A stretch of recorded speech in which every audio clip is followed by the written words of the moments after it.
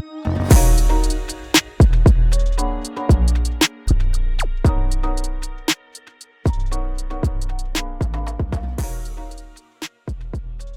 now tuned into Saditty Girlz Talk, where confidence hits like perfume, mystery moves like mink, and lip gloss isn't just shine, it's protection. This isn't just a podcast, it's a platform dressed like a diary and built like a vision board. Welcome back to Saditty Girlz Talk. This episode is called Rockstar with the Soft Side. Because the lane is full of many content creators or rappers, I invited someone today who is the most influential and the most hardworking person I know that fits that category. Today we have Rockstar Ross in the building. Rockstar, what's good with y'all? Okay. So the first segment is let's start on the grind, because people love the success, but they never post the nights and the hard work it took there. So what's one thing people misunderstand about the come up? They don't understand, like, marketing your music and, like, getting your music out there is the hardest part for like, yeah, we can go to the studio and we can make a video and we can pay for all that, and it costs, but, like, after that, now it's like once you have the art and the music out and already made and stuff, it's like now you have to get it out there, because you can make countless of songs, good songs. You can make 10 out of 10 songs and they all good, but, like, you have to get that out there. You have to have brands post your stuff and marketing. That's, like, really the hardest part, just getting your music heard, I feel like, or your art heard and saw in the right ears. So do you think the key to building a platform is with strategy, luck, or just straight hard work, sleepless nights? I say all three. 'Cause if you working, you got a good strategy, that's all come in one. If you working, you come up with your own strategy, and then luck is real. Luck, some niggas be wicked cuss. Okay, some people be lucky, my fault. Some people be lucky, like, you get lucky, you know, if you would meet somebody, they go viral tomorrow. Let's take a breath for the quiet flex. This is Soft Wins. This is where we clap for progress, healing boundaries, deep breaths, and showing up for ourselves, even when it's not cute. And when I need to check in off the mic, I turn to BetterHelp. They match you with licensed therapists that get your pace, your story, and your tone. Whether I need to unpack something heavy or just talk out loud to process, BetterHelp shows up for me in ways that silence doesn't. It's convenient, it's on your terms, and it works. If you're thinking about therapy, this is your sign. Tap the link below. So how do you build your platform? Do you feel like it's strategic, luck, or just straight hard work, like disciplined, strict schedule? I say it's all hard work, because you ain't getting nowhere without hard work. So you starting off with hard work, and you come up with your strategy, like I said, with the working. Once you working, your strategy just comes about, and then you put it out there, and then the sky's is the limit. So do you feel like people are getting more fame or, like, traction with luck or with hard work right now?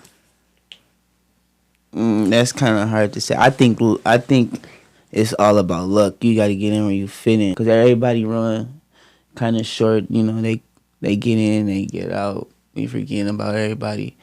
You got these new celebrities, like the one-hit wonders back in the day. I feel like we have a lot more of them now. And so, like I said, it's all about that viral moment and that luck, low-key right now. But I ain't forgot about everybody that's putting in that hard work. I can't take that away from them. And so shout out to the ones who is putting in that hard work and they getting noticed about it. Okay. Because that, I feel like art, I feel like their career and their path, everybody that's putting in that hard work, they're going to last longer. That was a good answer. So let's be honest, we're in an era that people go viral for beef or not bars, or like something not even what they want to do, like their brand. They'll do something crazy. So how do you feel about artists going viral before they even produce their art? Or say, for example, there is drama or a shade room comment or anything. Like, how do you feel that or for example, reality TV shows that broadcast fighting, and then they're getting to the bag by making music, but we don't hear their music? Shouts out to the chat, man. However y'all got y'all name out there, I guess that's what's up. Like, I mean, you got to get your face out there somehow. I don't necessarily like it. Like, if you I would, if you making music, promote your music, and that's what you. But I mean, if people getting noticed for being they self or something that happened with like with the show and broadcasting their self, I guess that's what's up. Like, So how if you did not go viral for music first, what do you think you would go viral for the most? probably a Facebook post. A Facebook post? You think? Like I get what you're saying. Like, I don't know. It's probably something funny, like a post somebody didn't saw or somebody didn't say on Facebook or something. You know, they be So you would look a comedian. If they don't know you, you're very funny. Yeah, like my personality could get me a long way. That's why I said, like, I guess with me it ain't all about music. I just happen to kind of be good at it. I guess. Not, I guess I am pretty good at music. So yeah, don't guess. I got that's one of my passions, and that's one of the main ones, and that's one I push. But like I also am a entertaining person, and I have other personality traits. So if I was to blow up other than music, it would just be off of something to do with me, like my face. They saw something. Yeah, like, do you want to tell people what else you want to do outside of music, or you want to gatekeep? Yeah, I love fashion, so of course I want a brand. I want to start off a brand.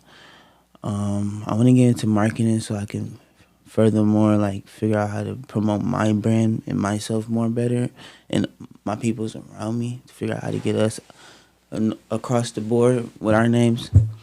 And also, I want to model. I used to do YouTube as well, so I wouldn't mind streaming, like rap. Like that's another example. Like rappers turn streamers, or streamer turns rapper. Like rappers go and stream like Chicken P. How some people didn't know who Chicken P was until he got on that stream. Yeah, and they say he's acting a fool. I mess with Chicken P. Like I ain't got no problem with Chicken P. But like that was an example of what she's talking about, and I feel like that was he got on the right stream, and it built his audience. Yeah, it built his audience for the people who didn't already know Chicken P. Now y'all know, and go tap in with Chicken P because he hard. So that is a good example, and I guess you gotta just use what Herb say. Good, all publicity is good publicity. Okay, and would you say that right now social media is helping or hurting artists right now? It's both. And it depends on you, because you can use social media like TikTok. You use social media to your benefit, but if you're lame and you go outside on social media, and that's on you. So it's a good thing, you gotta use it to your leverage. Yeah. So if you could change one thing about how social media or art is consumed, or your specific art is consumed on social media or period, what would it be? Gaining a better audience other than like my city, because I feel like right now I'm just locally, so I would change like a way to get my stuff heard through a better audience.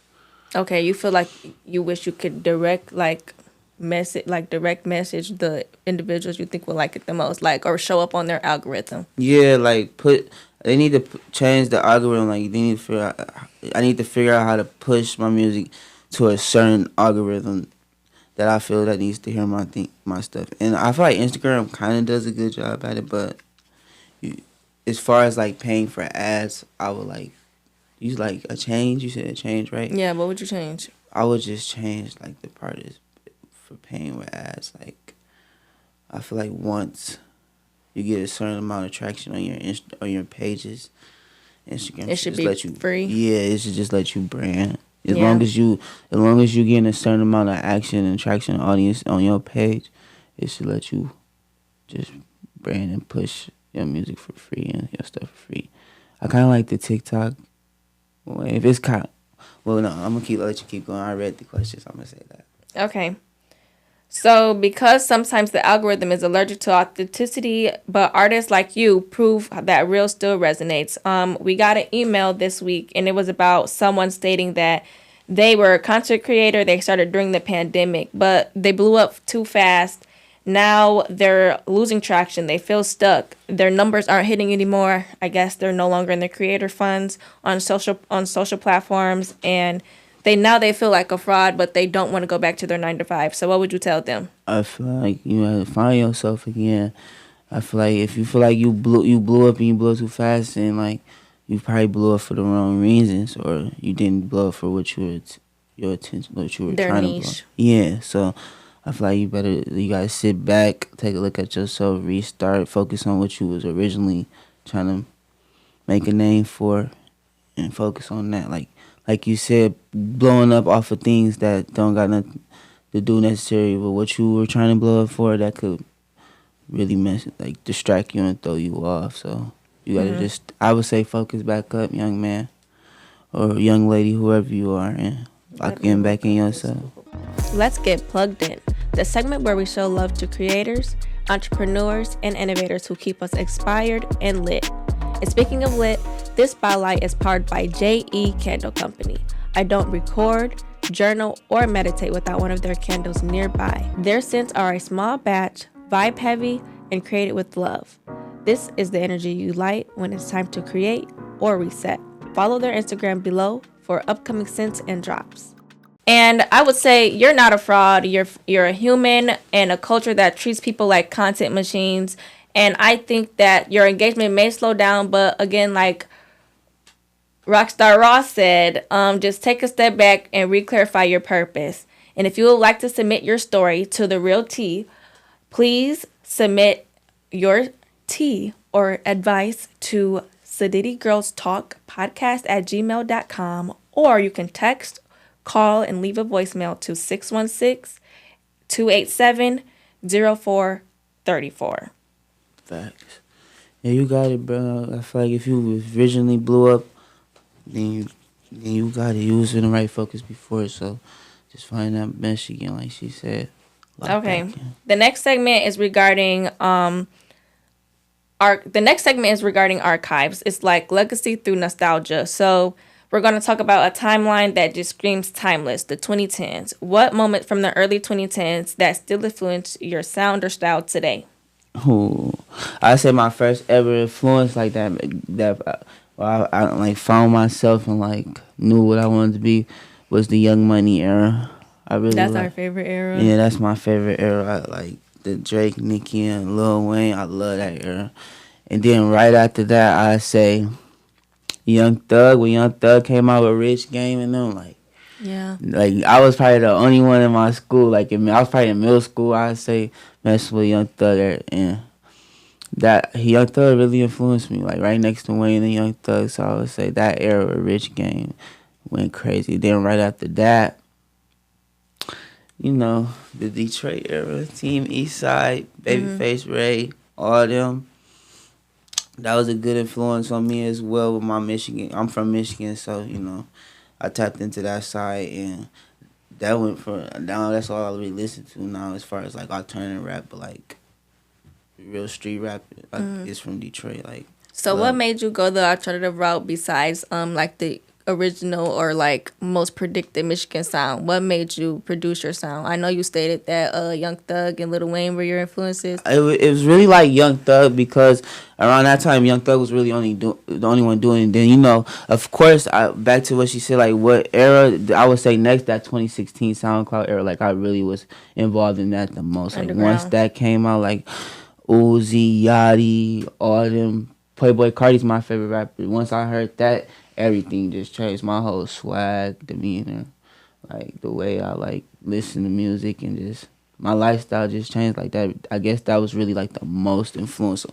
And me, Young Boy. Shout out to Young Boy. Okay, that was a good answer. This segment, somebody had to say, is for those who keep it cute but never quiet. So, what is something in the industry that you wish people would stop glamorizing? I got it going. Okay. Y'all rappers need to stop getting. Y'all need to stop linking up and acting like y'all brothers, and like when y'all link up, it's just that's who. I just feel like everybody linking up together, and y'all get around each other, and y'all kind of, what is it like?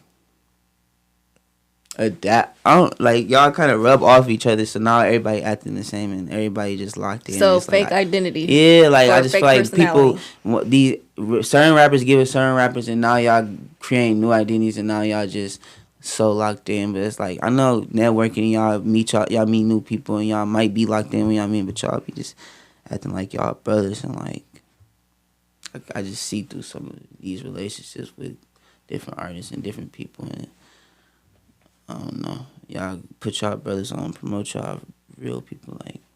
Okay, so with that being said, do you think your real hate comes from strangers or from people you know? People you know, absolutely. A stranger ain't got to hate on you. Yeah, they I don't feel know like if a you. stranger look at you and say anything about it, it ain't hate because they don't know you. So hate come from people that you know.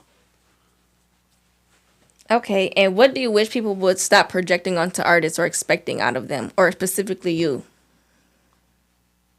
Um, I just feel like y'all need to start projecting on artists like a certain sound. Like fans and people is always quick to say they miss a certain sound or they don't like a new sound or new style. But like, I feel like y'all should stop pushing it on people because people are trying and experimenting. These are people's crafts. So I get y'all want a certain style, but people evolve and people move on and people want to push new music and get and like new Yeah. art in. And So it's like when you retire that old version of yourself, people start yeah, grieving you and like miss it. and Like they that's don't think you could what's the word I'm looking for? like Expand? expand or they don't think that you.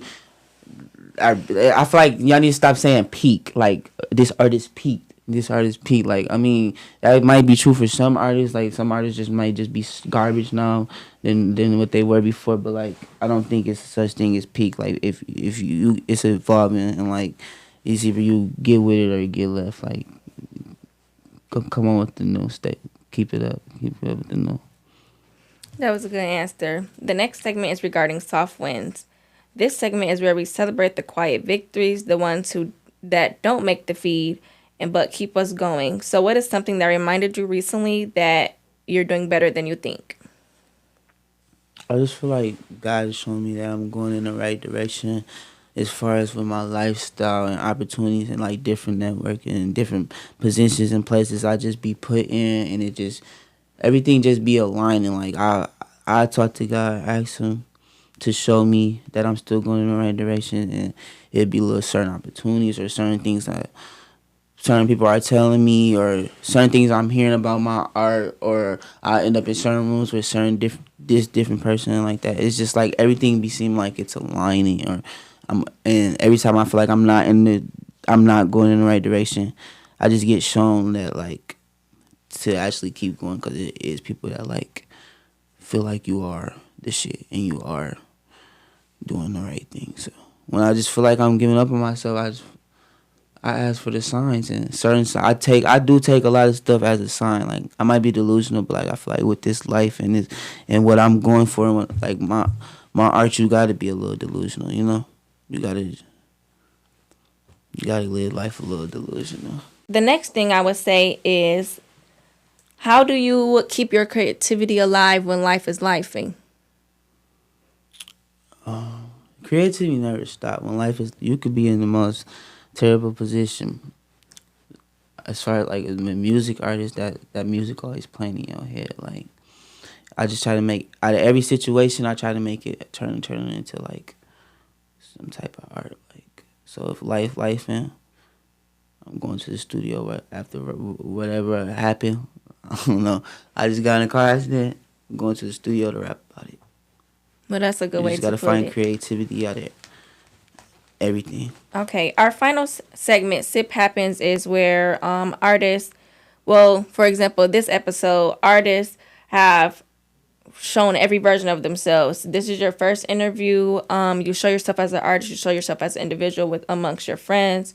So they want to know the real you. But I do have one more question regarding your career as a rapper. Why do you think that it is so hard to become a rapper in Grand Rapids or become viral? For one, it's so many people doing it, and so many people in this lane. In this, it's 1,001 rappers.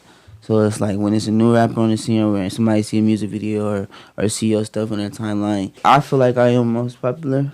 So but like no shade, but I guess in my city, if you ain't most popular or if you ain't like just on that a certain type of scene as everybody else, and you ain't messing with certain people that everybody else mess with, or like, you know, It takes longer. it could take longer. Or I feel like a lot of people in my city know me, and it like I said, a lot of the hate come from the people you already know. So that's why it's kind of like hard. And then they probably got this old. I feel like also they got an old image in in their head of me. Yeah. Like, So how do you? Can I say your real name? yeah. So how do you show Jordan through Rockstar Ross, or like what do you want people to let go?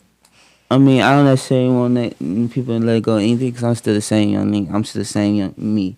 I'm still the same Jordan. It's just throughout the life, so I'm not the same one as when I was 15, 14, as they knew me like back. You evolved. You changed. In the city, yeah, like, you know, I done been exposed to different stuff, different interests, and like my swag didn't change. I don't want to do the same thing as everybody. I feel like, yeah, that's what I'm trying to get at. If you ain't doing the same thing as everybody else or a certain type of style, If you're not appealing to everyone, to everyone in my city, it's like they simple minded and they only looking for a specific thing. And if you're not that, then they kind of looking at you like you instantly like he's weird or he's different. And I don't know, but still, I still got a lot of people do still show me love though. Like, so I can't just say it's all hate. I get a lot of love and I get a lot of hate, and I guess that's what's come with it, and I love it.